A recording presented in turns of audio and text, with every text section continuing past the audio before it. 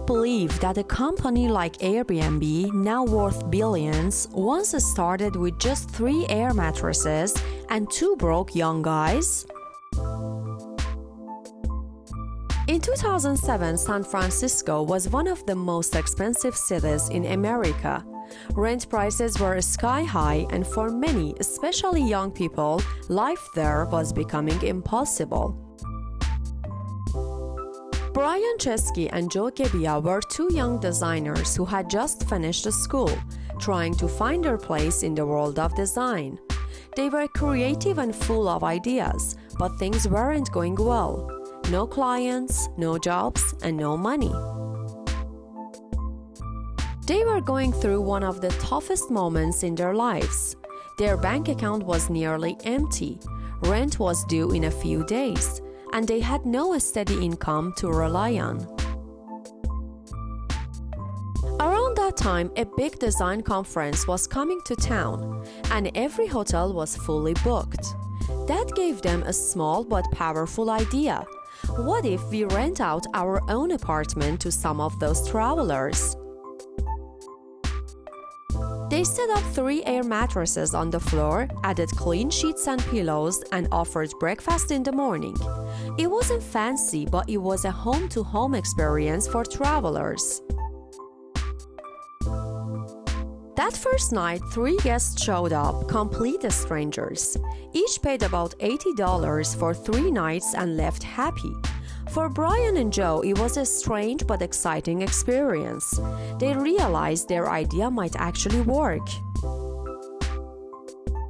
After that, they built a simple website and chose a name that felt warm and welcoming: Airbed and Breakfast. Soon, real bookings started coming in. People were willing to pay for the feeling of being at home, and that was the beginning of a travel revolution.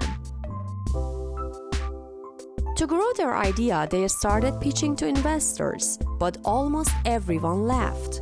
They said, who would ever let the strangers stay in their home? Money was running out again, and without a new plan, they'd have to give it all up.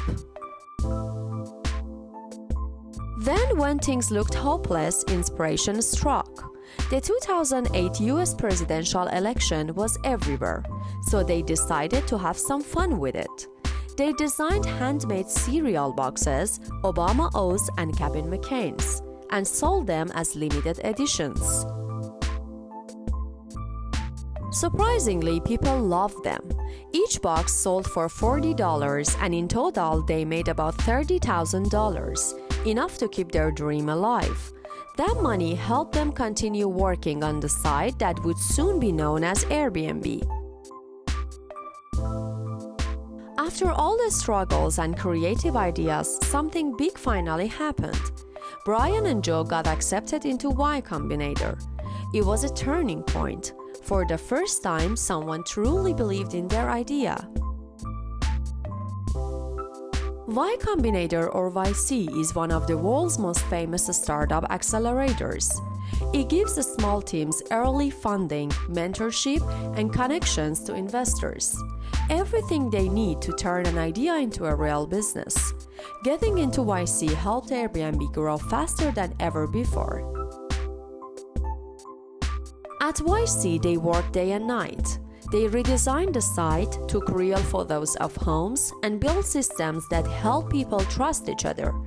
Those long nights and endless improvements laid the foundation for Airbnb's future success. Little by little, their idea spread beyond San Francisco.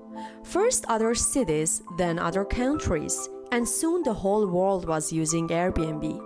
It became more than just a place to stay. It changed the way people travel forever. It all began with one simple problem. They couldn't afford rent. But with creativity, persistence, and belief in their vision, that problem turned into an opportunity that touched millions of lives.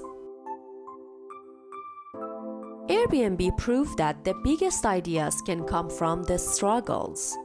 Remember, what feels like pain and failure today might be the start of your greatest success tomorrow.